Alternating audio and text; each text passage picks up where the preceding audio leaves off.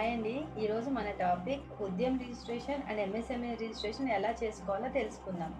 First step, Udyam registration వెబ్సైట్ని open చేయండి. Second step, Aadhaar and pan number వివరాలను ఎంటర్ చేసుకోండి. థర్డ్ స్టెప్, మీ బిజినెస్ వివరాలు అంటే బిజినెస్ నేమ్, లొకేషన్ కరెక్ట్గా ఎంటర్ చేసుకోండి. స్టెప్ 4, సబ్మిట్ చేయండి. మీరు వెంటనే ఉద్యమ్ రిజిస్ట్రేషన్ నెంబర్ని పొందుతారు. ఇంపార్టెంట్ పాయింట్స్, ప్రతి బిజినెస్కి ఒక్కసారి మాత్రమే రిజిస్ట్రేషన్ చేసుకోవాలి.